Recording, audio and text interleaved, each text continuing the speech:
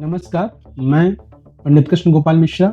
आप देख रहे हैं हमारा चैनल आज ज्योतिष अनुसंधान केंद्र। ज्योतिष के आधार पर व्याख्या करेंगे। मोदी जी की जन्म कुंडली की बात करें तो यह उनका तुला लगन की कुंडली है। द्वितीय भाव में चंद्रमा मंगल एक साथ हैं। इसी की बृहस्पति को देखें तो यह अत्यंत महत्वपूर्ण ग्रह स्थित है। यह व्यक्ति को स्वाभिमानी, दूरदर्शी, गहन चिंतन करने वाला, परिस्थितियों का सूक्ष्म अवलोकन करने वाला और उनसे सीखने वाला आध्यात्मिक प्रवृत्ति का बनाता है। ऐसे व्यक्ति केवल घटनाओं को देखते ही नहीं बल्कि उनके पीछे कारणों को समझने का प्रयास करते हैं और भविष्य की संभावनाओं को परखने की क्षमता भी रखते हैं। इसके साथ पंचम बृहस्पति का जो दूसरा पक्ष है, क्योंकि तुला लगन की कुंडली में बृहस्पति एक अकारक ग्रह भी होता है, तो पंचम भाव में उसके गुण तो आपको मिलेंगे, लेकिन जो उसका नकारात्मक पक्ष है कि वो आपको जो व्यक्तिगत जीवन है, जिससे भावनात्मक संबंधों की अपेक्षाएं हैं, उससे अपेक्षाओं को उत्पन्न करके फिर उसमें विरक्ति भी लगता है, जिससे आप पारिवारिक जीवन से विरक्त होते हैं और उसके बाद व्यक्तिगत जीवन से विरक्त होकर के आप कहीं ना कहीं सामाजिक जीवन में सक्रिय होते हैं, व्यापक दायित्वों की तरफ बढ़ते हैं।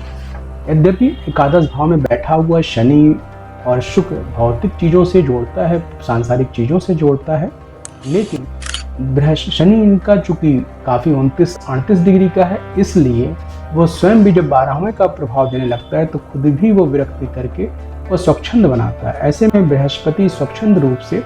एक तरह के पारिवारिक जीवन से विरक्त करता ही करता है और सकारात्मक जीवन में, सामाजिक जीवन में या दूरदर्शी परिणामों को लेकर के एक समूह के जीवन की तरफ बढ़ाता है। द्वितीय भाव का चंद्रमा और मंगल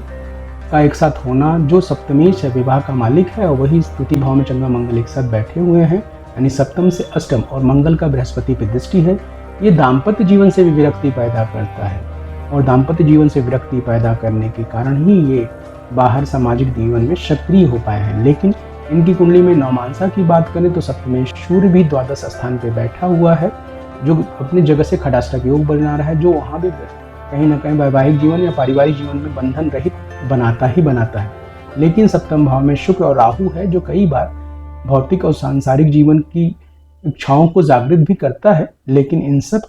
सब से ऊपर छठे घर में इनकी कुंडली में मंगल और 10वें घर में बृहस्पति हमेशा इनके व्यक्तित्व को आध्यात्मिक और आग्रहित और प्रतिष्ठित व्यक्तित्व का निर्माण करता है, जो सामाजिक रूप से जोड़ता है।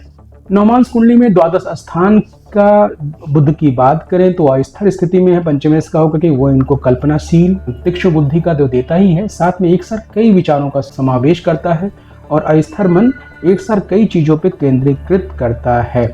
इस कारण ऐसे लोग बंधन रहित जिंदगी जीते हैं। राजनीतिक नेतृत्व, संगठन की क्षमता, सामाजिक प्रतिष्ठा, अभिमानी व्यक्तित्व का निर्माण भी होता है। अब यदि वर्तमान ग्रह गोचर की बात करें तो इनकी राशि वृश्चिक है और वर्तमान में बृहस्पति कर्क राशि में गोचर कर रहा है। राशि से नवम बृहस्पति का गोचर होना एक तरह से अच्छा तो माना जाता है, लेकिन इनकी कुंडली में वास्तविक जो बृहस्पति की कुंभ राशि में स्थिति है, वहां से बृहस्पति जो है छठे गोचर कर रहा है और छठे का गोचर बृहस्पति निश्चित तौर पे अच्छा फल नहीं देता है। ऊपर से इनकी कुंडली में शनि सिंह राशि में बैठा है, अपनी वास्तविक स्थिति से अष्टम शनि का भी गोचर हो रहा है, वो भी स्थिति कहीं से भी अच्छा फल नहीं देता। इन दोनों को स्थितियों को देखते हुए, चूंकि इनकी कुंडली में बृहस्पति तृतीयेश और खष्ठेश है और अपनी स्थिति से अष्टम भाव में ही गोचर कर रहा है बृहस्पति, तो निश्चित तौर पे विरोधियों की सक्रियता प्रभावित कर रहा है, जो कहीं ना कहीं इनकी छवि को धूमिल करने के षड्यंत्र रच सकते हैं। ऐसी स्थिति में हम ये बात करेंगे कि निश्चित तौर पे जब बृहस्पति का शक्ति, ऐसे में शनि भी चूंकि अपनी स्थिति से अष्टम गोचर कर रहा है, तो शनि का जो बचाव पक्ष है, डिफेंस पक्ष है, वो कहीं ना कहीं कमजोर होता हुआ दिखाई दे रहा है। इसी समय में अगर वर्तमान स्थिति में बात करें तो गोचर में मंगल भी वृषभ राशि में चलने के कारण देखा जाए कि इधर जो छात्रों का आंदोलन एक राजनीतिक रूप लेते हुए कहीं ना कहीं मजबूत रूप से इनके छवि को प्रभावित करने की कोशिश, उसी में से जो वर्तमान में जो काकरोच पार्टी के आंदोलन है नीट के एग्जाम को लेकर के, वो भी उसी में से एक प्रायोजित आंदोलन ही कहा जा सकता है। हालांकि वर्तमान समय में जो राजनीतिक परिस्थितियों को देखा जाए तो सरकार बड़ी मजबूत स्थिति में दिखाई दे रही है और फिर भी अनुसार विदेशी ताकतें जो हैं वो कहीं ना कहीं से इन्वॉल्व होकर के अप्रत्यक्ष रूप से देश के अंदर बैठी विरोधी तत्वों को सक्रिय करके प्रधानमंत्री की छवि को धूमिल करने का प्रयास कर सकती हैं। प्रधानमंत्री की कुंडली के हिसाब से 5 जुलाई 2026 से 5 अक्टूबर 2026 के बीच का समय थोड़ा सा खराब कहा जाएगा, जिसमें राजनीतिक दबाव, सामाजिक आंदोलन और सरकार पे विभिन्न प्रकार के दबाव पड़ने की संभावना दिखाई दे रही है। 26-27 जुलाई तक ये अभी वर्तमान जो आंदोलन हुआ है उसका स्ट्रेस सरकार पे पड़ता हुआ दिखाई दे रहा है, लेकिन 26-27 जुलाई की तरफ बाद सरकार की तरफ से कोई ऐसा बयान या कोई निर्णय लिया जा सकता है जिससे ये परिस्थितियां नियंत्रण में आ सके।